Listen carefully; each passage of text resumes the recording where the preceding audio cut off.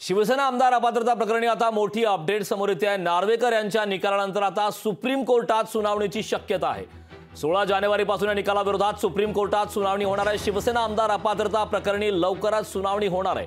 त्यामुळे या सुनावणीच्या दरम्यान नेमक्या काय घडामोडी घडतात हे पाहणं महत्त्वाचं आहे। ठाकरे गटाच्या वतीने याबाबतची याचिका दाखल करण्यात आली आहे। राहुल नार्वेकर, विधानसभा अध्यक्ष राहुल नार्वेकर यांनी निकाल दिला, मात्र त्या नार्वेकर यांच्या निकालानंतर सुप्रीम कोर्टात सुनावणीची शक्यता आहे। याबाबतचे ताजी अपडेट देण्यासाठी माझी सहकारी ज्योत्सना आपल्यासोबत जोडलेली आहे। ज्योत्सना, शिवसेना आमदार अपात्रता प्रकरणी आता मोठी अपडेट आलेली आहे। नार्वेकर यांच्या निकालानंतर सुप्रीम कोर्टात 16 जानेवारीपासून या निकालाविरोधात सुप्रीम कोर्टात सुनावणी होणार आहे। याबाबतची सविस्तर काय माहिती आहे?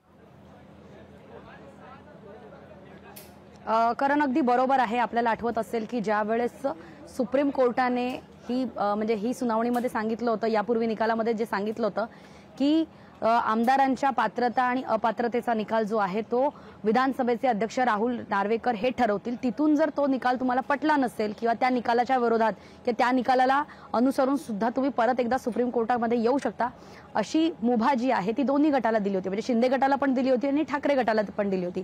त्यानंतर राहुल नार्वेकर यांनी जवळपास सप्टेंबरपासून ते सुरू झालं, ते राहुल नार्वेकर यांनी अक्षरशः 10 जानेवारीला निकाल जो आहे तो दिलेला आहे। आणि एकूणच निकाल जो दिला त्याच्यामध्ये 2 आक्षेप जे आहेत ते ठाकरे गटाकडून नोंदवण्यात आलेले होते। ते म्हणजे सुप्रीम कोर्टाने ठाकरे गटाचे जे सुनील प्रभू आहेत आमदार, त्यांचा व्हीप म्हणून मान्यता दिली होती। ती मान्यता राहुल नार्वेकर यांनी ज्या वेळेस विधानसभेमध्ये जेव्हा सुनावणी सुरू होती विधान भवनमध्ये, त्यावेळेस राहुल नार्वेकरांनी सुनील प्रभू यांचा व्हीप जो आहे तो मान्य केलेला नाहीये। जे सुप्रीम कोर्टाने सांगितलं होतं की सुनील प्रभू यांचा व्हीप मान्य करावा लागेल। दुसरी गोष्ट म्हणजे राष्ट्रीय कार्यकारिणीची बैठक जी आहे ती झालेली नाही, असं सुद्धा राहुल नार्वेकर यांनी त्यांचा निकाल सुनावताना म्हटलं होतं की शिवसेनेची जी राष्ट्रीय कार्यकारिणीची बैठक जी आहे ती झालेली नाहीये।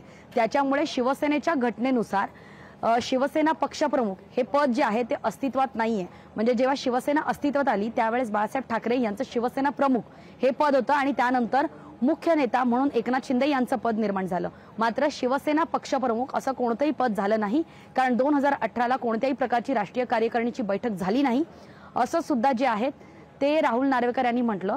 तिसरी गोष्ट महत्त्वाची म्हटले होते ते म्हणजे सुनील प्रभू यांनी जो व्हीप जारी केला होता तो व्हीप प्रत्येक आमदाराला मिळाला किंवा नाही मिळाला याची पोचपावती जी आहे ती राहुल नार्वेकर यांच्यापर्यंत पोहोचलेली नाहीये। त्याच्यामुळे 3 गोष्टी महत्त्वाच्या आपल्याला या ठिकाणी बघायला लागेल। एक म्हणजे सुनील प्रभू यांचा सुप्रीम कोर्टाने व्हीप म्हणून जो निर्णय दिला होता तो राहुल नार्वेकरांनी मान्य केला नाही। राष्ट्रीय कार्यकारिणीची बैठक शिवसेनेची झाली नाहीये ते मान्य केलं नाही। तिसरी महत्त्वाची गोष्ट म्हणजे व्हीपच्या संदर्भात की व्हीप सर्वांना पोचला आहे का, किंवा बैठकीला राष्ट्रीय कार्यकारिणीच्या बैठकीला किंवा पक्ष आदेशानुसार बैठकीला गैरहजर राहणं ही काही कारण असू शकत नाहीये की पक्षातून काढून टाकण्यासाठी। आणि या अनुसार जो आहे तो विधानसभेचे अध्यक्ष राहुल नार्वेकर यांनी ना ठाकरे गटाच्या ना शिंदे गटाच्या म्हणजे शिवसेनेच्या 56 आमदारांना पात्र म्हणून घोषित करण्यात आलं होतं। आणि त्याचबरोबर शिवसेना पक्षप्रमुख हे जे पद आहे किंवा शिवसेना पक्षप्रमुख ही जी जागा आहे ती मात्र अपात्र ठरवण्यात आलेली होती।